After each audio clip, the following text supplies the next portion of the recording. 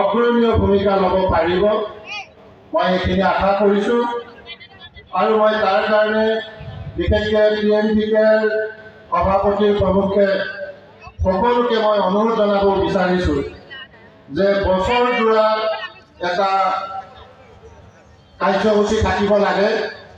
অৱশ্যে দেখিছোঁ কিছুদিনৰ আগতে জোনাইত মিচিং অলিম্পিক হৈছে, তাত যথেষ্ট গাঁৱৰ ভিতৰৰ ল'ৰা ছোৱালীয়ে সুযোগ পাইছে। মই আগন্তুক দিনতো TMPক এইটো অনুৰোধ জনাম যে বিভিন্ন দিশত যাতে বছৰজোৰা এক্টিভিটিজ কৰে আৰু সেই বছৰজোৰাৰ এক্টিভিটিজৰ এটা সুন্দৰ প্লেটফৰ্ম মিচিং ইয়থ ফেষ্টিভেলটো হয় আৰু যাক লৈ আমাৰ উত্তৰ পাৰ দক্ষিণ পাৰ সমগ্ৰ অসমৰ জনসাধাৰণে যাতে এই দিনটোৰ কাৰণে অপেক্ষা কৰে মই তাৰ কাৰণেও তেখেতসকললৈ অনুৰোধ জনাইছোঁ।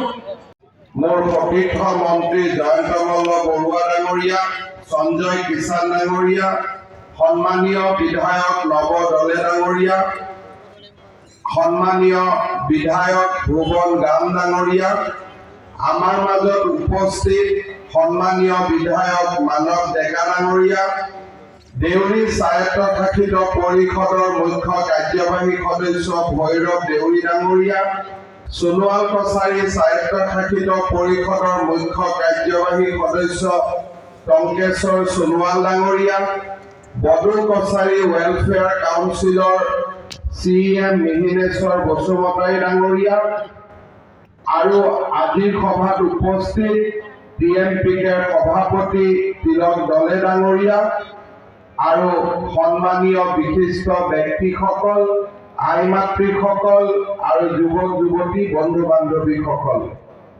অসমৰ এক প্ৰাচীন আৰু অন্যতম ভূমিপুত্ৰ মিচিংসকলৰ জাতীয় ছাত্ৰ সংগঠন টাকাম মিচিং পৰিণ দবাঙৰ উদ্যোগত আয়োজিত নৱম সংখ্যক মিচিং যুৱ মহোৎসৱত যোগদান কৰিবলৈ পাই মই সঁচাকৈ আনন্দিত হৈছোঁ।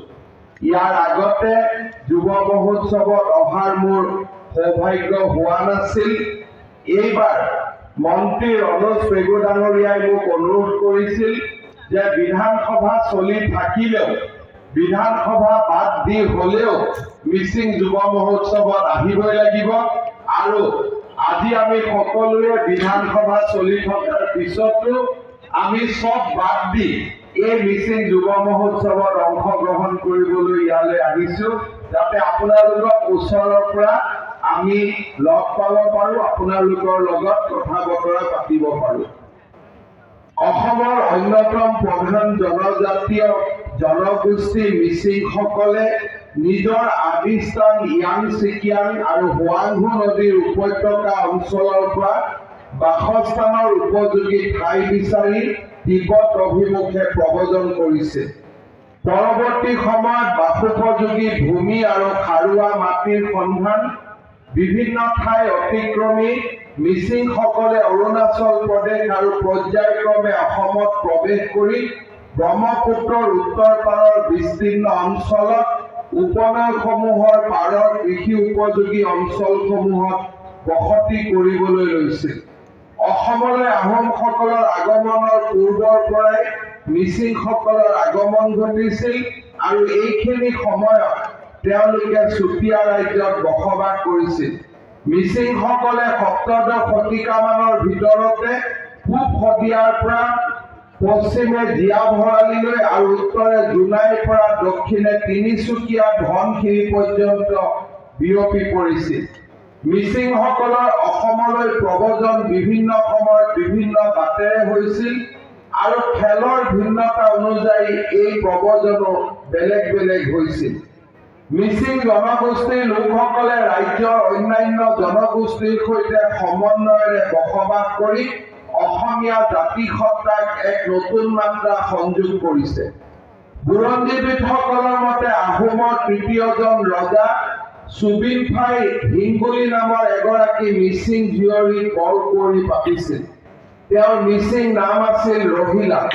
এনেদৰে মিচিংসকলৰ সৈতে সমন্বয়ৰ সাঁকো গঢ়াৰ উপৰি তেওঁৰ ককাক চাংপাং গুং বৰগোহাঁই পাতি মিচিংসকলক প্ৰশাসনৰ অংশীদাৰ কৰিছিল। মিৰি বৰগোহাঁই বুলি খ্যাত এইগৰাকী বিষয়াই স্বৰ্গদেউ চুকাফাৰ শাসনকাললৈ আহোমৰ দ্বিতীয়গৰাকী ঘাই মন্ত্ৰী হিচাপে কাৰ্যনিৰ্বাহ কৰিছিল। আহোমৰ ৰাজত্বকালত মিৰি সন্দিকৈ নামৰ এটা সামৰিক পদ আছিল। মিৰি সন্দিকৈ পদটোৰ উৎপত্তিৰ সন্দৰ্ভত আহোম ট্ৰাইবেল ৰিলেশ্যনে পলিটিকেল ষ্টাডি গ্ৰন্থত উল্লেখ কৰিছে যে বৰগোহাঁই পৰিয়ালৰ ভগোলা গোহাঁই কোনো সতী সন্তি নথকা তেওঁ টাও চুলুংনি নামৰ এজন মিৰি যুৱকক আহোমৰ ৰীতিমতে থাওমুং মুং নাম দি তুলনীয়া পুত্ৰ হিচাপে ডাঙৰ দীঘল কৰিছিল।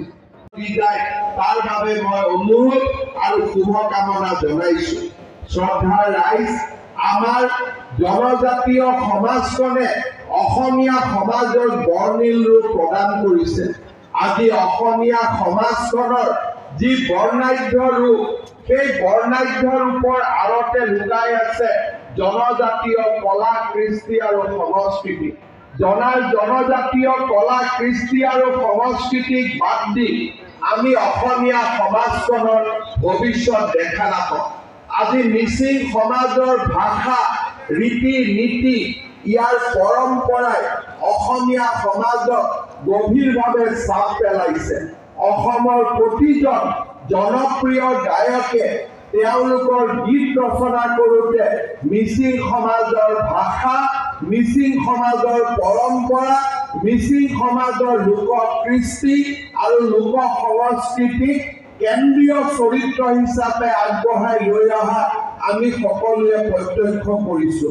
মই বিশ্বাস কৰোঁ যে অসমৰ জনজাতীয় লোকসকলে নিজৰ কলা কৃষ্টি সংস্কৃতি ভাষা ধৰ্ম যিমানেই সংৰক্ষণ কৰিব সিমানেই আমাৰ শিপা শক্তিশালী হ'ব আৰু আমাৰ জনজীৱন আগুৱাই যাব।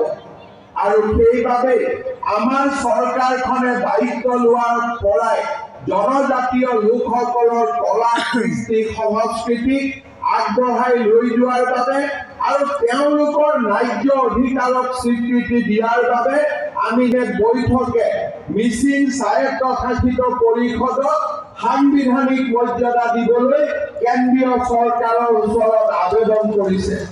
মৰ্যাদাৰে শক্তিশালী হৈ মিচিং স্বায়ত্তশাসিত পৰিষদে মিচিং সমাজক আৰু অধিক সেৱা কৰিবলৈ আগবাঢ়ি যাবলৈ সক্ষম হ'ব। মিচিং যুৱ মহোৎসৱৰ প্ৰাৰম্ভণিৰ কাৰণ আৰু প্ৰাৰম্ভণিৰ যি এক ডাঙৰ আদৰ্শ আছিল তাৰ বিষয়ে শিক্ষামন্ত্ৰী ৰমেশ পেগু ডাঙৰীয়াই আপোনালোকৰ আগত ব্যাখ্যা দাঙি ধৰিছে। মই এই অনুষ্ঠানত প্ৰথমবাৰৰ বাবে আহিছো, কিন্তু এই অনুষ্ঠানত প্ৰৱেশ কৰিয়েই ইয়াৰ যিটো স্পন্দন, ইয়াৰ যিটো প্ৰাণবন্ত আৰু ইয়াৰ যি জীৱন্ত ৰূপ মই প্ৰত্যক্ষ কৰিছো, তাক লৈ মই সঁচাকৈ গৌৰৱ অনুভৱ কৰিছো। মই বিশ্বাস কৰো যে 9টা বছৰৰ পিছত এই মিচিং যুৱ মহোৎসৱক আমি আৰু এক নতুন ৰূপ দিয়াৰ ফালে আগুৱাই লৈ যোৱাৰ প্ৰয়োজনীয়তা আছে। এই যুৱ মহোৎসৱৰ লগতে মিচিং সমাজৰ খাদ্য, মিচিং সমাজৰ সাজ পোছাক আৰু মিচিং সমাজৰ কলা কৃষ্টি আমি বহল ভিত্তিত আৰু আগুৱাই লৈ যোৱাৰ বাবে আমি প্ৰচেষ্টা কৰিব লাগে। হৰ্ণবিল ফেষ্টিভেলে নাগালেণ্ডত যেনেকে এক প্ৰাণৰ স্পন্দন গঢ়ি তোলে, সেই ধৰণে মিচিং যুৱ মহোৎসৱে এই কাৰেং চাপৰিৰ লগতে সমগ্ৰ মিচিং অধ্যুষিত অঞ্চলবিলাকক এক নতুন ৰূপলৈ লৈ যাব পাৰে। মই আমাৰ উদ্যোক্তাসকলক অনুৰোধ কৰিম যে দেশৰ বিভিন্ন অঞ্চলত প্ৰচলিত যুৱ মহোৎসৱসমূহৰ সফলতাক অধ্যয়ন কৰি আৰু আমাৰ যিটো মূল আৰু মৌলিকতাক ৰক্ষা কৰি আমি এই যুৱ মহোৎসৱক আৰু এক নতুন পৰ্যায়লৈ লৈ যোৱাৰ বাবে আমি প্ৰচেষ্টা কৰিব লাগিব। অহাবাৰ মিচিং যুৱ মহোৎসৱে 10টা বছৰত ভৰি দিব। মই বিশ্বাস কৰো যে লাহে লাহে এই কাৰেং চাপৰি অঞ্চলটো যুৱ মহোৎসৱৰ লগত খাপ খোৱাকৈ আমি ইয়াক নিৰ্মাণ কৰিব লাগিব। প্ৰতিখন গাঁৱৰ প্ৰতিনিধি আহি ইয়াত যাতে থাকিব পাৰে, ইয়াতে যাতে বিভিন্ন মঞ্চ তৈয়াৰ কৰি বিভিন্ন অনুষ্ঠান সমান্তৰালভাৱে ৰাইজক দেখুৱাব পাৰে, সেই ধৰণৰ এক নতুন আধুনিক চিন্তাও আমি কৰিব লাগিব। আৰু এই ক্ষেত্ৰত আমাৰ ৰাজ্য চৰকাৰৰ পৰা যিমান সহযোগিতাৰ প্ৰয়োজন হ'ব, আমি সিমান সহযোগিতা আগবঢ়োৱাৰ আজি আপোনালোকক প্ৰতিশ্ৰুতি দিছো। শ্ৰদ্ধাৰ ৰাইজ, মই বিশ্বাস কৰো যে মিচিং লোকসকলৰ যি লোককৃষ্টি, লোককলা আৰু আমাৰ যি জীৱন্ত ঐতিহ্য আছে, তাক আমি যেতিয়াই বহল সমাজৰ বুকুলৈ আগবঢ়াই লৈ যাম, সি আমাৰ সমগ্ৰ অসমখনকে জগত সভাত প্ৰতিষ্ঠা কৰাত সহায়ক হ'ব। মই আজিৰ এই দিনটোত পুনৰ এবাৰ TMPKৰ নেতৃত্বক ধন্যবাদ জনাইছো। আৰু আজিৰ অনুষ্ঠান উপভোগ কৰিবলৈ অহা আটাইকে মই পুনৰ এবাৰ অভিনন্দন জনাইছো।